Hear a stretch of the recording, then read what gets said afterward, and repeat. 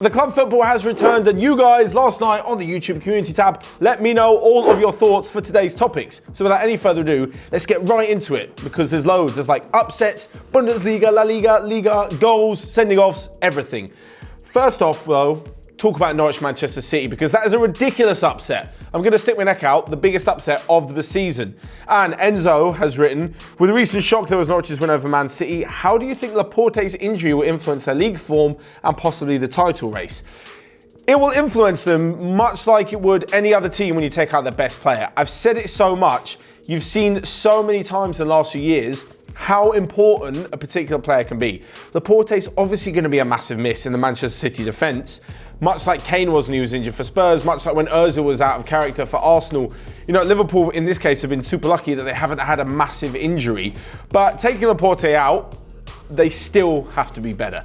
Otamendi I've never been a big fan of, right? Although, and the same with John Stones, he's got potential, but both of them are good enough. Surely both of them, despite the fact that Laporte is their best defender, when he's out, Guardiola's got two good centre-backs at his disposal and they have to be better. I know the manager's going to be able to say, oh, we didn't sign anybody in January, but, and it is a bit unlucky that Laporte got injured, he's got to be able to coach with what he's got at the moment. The second goal, John Stones has stood up for the offside and Carl Walker's like 10 yards behind him.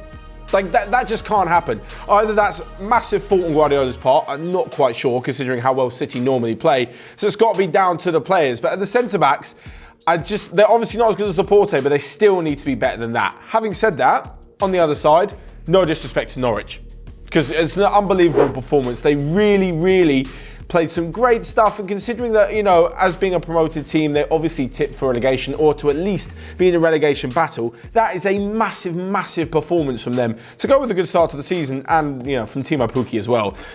Cesar Koze, very smart name, has also said, has City already given the title to Liverpool? To which Callum Music said, hate how there are so many comments or questions saying Liverpool have already won the league. It's only September.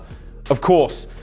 To say that Liverpool have the title up now, wrapped up now, would be foolish from any fans. I haven't heard the Liverpool fans say that, and I'd be very worried if they were super confident already. 5 games in, obviously to have a 5-point lead at this stage is really good. And Liverpool look fantastic, and even going 1-0 down at the weekend. It's just there's so much football to be played. And the thing is with Manchester City, they have blips. We've seen it in the last few years. They have one, sometimes even 2 games where they're kind of off the boil and the opposition can get out them, pick up a few points. But 8 or 9 times out of 10, they are consistently brilliant, and that's what makes a great team. And it's the same thing with Liverpool. It's why they both got so many points last season. This blip is a massive shock. It's a huge win for Norwich, but the chance of it happening, you know, 3, 4, 5, 6 more times in the season are very unlikely. Not saying it won't, but given City's record over the last few years, it's highly unlikely that it's going to happen again. There's 33 games to be played as well in the Premier League, so the title is not done. Plus Liverpool were 9 or 10 points ahead come the new year last season, and they didn't win the title. Next up, to Wolves v Chelsea. This isn't all Premier League, by the way, guys, so make sure you stick around. It was unbelievable. Tammy Abraham, honestly, not a big Chelsea fan, super pleased to see a young English striker get the chance and then take the goals as well, becoming the 3rd ever player in the Premier League to score 2 or more goals in 3 consecutive games behind Cristiano Ronaldo and Dele Alli. So Blurry Face has said, Chelsea, are you changing your mind about them yet? I'm not going to say that I massively changed my mind, but I was never in one camp or the other. I thought it was good they gave Lampard the job. I thought he was inexperienced. I'm not sure how well they do, and I don't think they're going to go and finish 3rd like they did last season. I think the other teams are stronger, and, you know, there's going to be a few teething problems with Frank Lampard coming in and a young team. Having said that, they are looking fantastic when they really get going, especially Tammy Abraham, especially Mason Mount. I still think Ross Barkley is going to have his best season at Chelsea. And considering they've lost Eden Hazard over the summer and David Luiz, which actually doesn't look like that bad a deal now, it's pretty impressive from Chelsea at the moment. Leon Poster said, do you think Abraham was just lucky to score 3 goals? He doesn't. I just want to know your opinion. No, he was not lucky to score 3 goals. He made them all by himself. Brilliant movement, brilliant finishing. The 3rd one, the piece of skill, unbelievable. There's just looking like a really confident top-class finisher, and it's only going to help Chelsea. So yeah, mad props to them. As for Wolves, things have really gone downhill. They're having that Burnley effect. When Burnley got into the Europa League and they played so many qualifying rounds, at the beginning of last season, they were really struggling. Same thing with Wolves. Not picked up a win just yet. But into La Liga now, because you can't not speak about the weekend's football without 16-year-old Ansu Fati. This guy is 16, the youngest ever guy to score and assist in the same game in La Liga. We spoke about it a bit on the Daily News. I'm going to go in a bit more depth here. Shubdagar said, how can youngsters like Fati avoid all the media pressure and concentrate on working hard to become the next top player?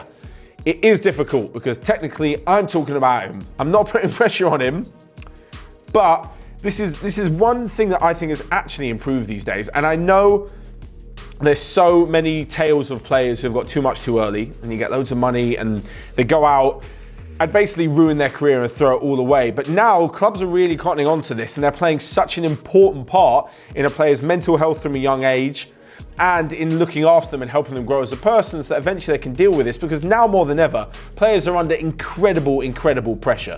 So much. Even as a 16-year-old, it's an unbelievable performance at the weekend. And now there's people saying, is he the new Messi? Is he the new Mbappe? Is he this? Is he that? Is he going to be a future Ballon d'Or winner? I wouldn't even put these thoughts in his head. I think Barcelona would be best to just keep him completely under wraps and give him the growth and the space to kind of grow into the player that he's going to be. Because you can't, there's two sides to it. You can expose him to the big games, to the big calls, to the stuff where he's going to grow and learn. But you can also not, because he's still got the future to do that and you don't want to ruin it too early for him. So I can see both sides of where Barcelona would be coming from. But as a fan, you can also understand that even for me, it's super exciting. When a new exciting wonder kid is coming through, of course, people are going to want to see him play. You know, you're going to wonder, why isn't he playing week in, week out? R2 has mentioned the same thing, saying thoughts on Ansu Fati and Vinicius Jr. Do you think they'll succeed? They've got the talent. Like, obviously, I've only seen Fati for there's 2 and a bit games that he's played, if that. And Vinicius Jr. from last season. They've both got the tools. They've both got unbelievable ability. It's now whether they've got the head and their shoulders to be really mature. And Vinicius Jr., until he got injured last season, in what was a shocking season for Real Madrid. Let's be honest. Let's cut the crap. Vinicius Jr. at one point was literally their hope. He was literally the guy they were looking to, like an 18-year-old who was brought in and you thought, you know, he was going to play a bit part, a few cameo roles at the end, get some minutes under his belt. All of a sudden found himself in an absolute crisis, right, of a team and actually becoming one of the most important players. I think he shouldered that really well. The injury was obviously devastating for him, but he's back, and I really think, again, much like with Fati, put him in at the right moments, take him out at the right moments, and he can really develop. I think it's unbelievable. But back to the Premier League, and I feel like there is so much to say that's going to make it look really bad, and I'm super biased against Arsenal, but I can't, it's not even them. I can't understand this sort of necessity to play out from the back when you clearly haven't got the players. Socrates and David Luiz, I think, are good defenders, right? They're good defenders. They can kick it, they can edit, they can make brilliant time tackles. They're very sort of putting their body on the line. They're not passers of the ball. David Luiz can play the odd long ball, fair enough. But they're not passers, so why are they being trusted to take the ball from the goalkeeper just 5 yards out? There's two sort of schools of thought with this. First off, the players really want to play that way and they're just not good enough. And Emery should have seen that. Or secondly, they know they're not good enough, but the manager, Unai Emery, is telling them to play that way every single day. Imagine if he said to Socrates this morning, don't worry about the mistake, keep playing that way. Normally I'd say good, you know, get over a mistake, you know, continue to play. I just don't think he's that kind of defender though. I think it's a massive risk for Emery to continuously go with that style of play if he hasn't got the right players in there. We've all seen it before because Barcelona under Pep Guardiola used to play this system, right? They had the players, they were doing it 10 years ago because they had the players. The only reason that other teams haven't been doing it up until the last few years is because defenders hadn't developed that far. Of course, there are 1 or 2 that stick out, you know, from each league that can go back tens of years. But now you're getting a lot of teams with a lot of defenders who can play. I just don't think Socrates is one of those guys. And I feel a little bit harsh for him if he's been told to play that way. The other side of it as well, and something I don't understand, it's not specifically Arsenal. The new rule is that the players who are in possession, so when, let's use Arsenal for example, Berlin's got the ball, players can come inside the box to receive the ball. The opposition players must wait outside. Why do they need to come so close? Before, you'd have them stood right on the 18-yard line, even on the edge of the box, a bit further forward, which I, understand because they weren't allowed in the box. So now that the new rule has come into place, it doesn't mean they need to go in as far as they can. Like some of them, yesterday, Socrates was standing on the edge of the 6-yard box. He was standing so close to Leno. Maybe give a bit more room. If he'd have received it under the old rules, under the side of the pitch, played that pass, Watford would have won the ball back on the edge of the box on the corner. Someone could have covered. Because they've started off so centrally, when Watford won the ball back, Cleverley was already in front in the middle of the goal. Struck it hard and low and it went in. If that had happened a bit further wide, I'm not sure they would have been in the same problem, Arsenal. I get the whole point of bringing the Watford front line onto you, but then if you've brought them forward, you can play long. Maybe find a target man. I'm a bit lost in it. I saw Spurs do it a few weeks ago as well. And why do you need to be so close to the keeper? It makes one mistake fatal. And that's what happened to Arsenal, and Watford were all over them afterwards. But we're moving away from that and to the rest of Europe because there was so much going on.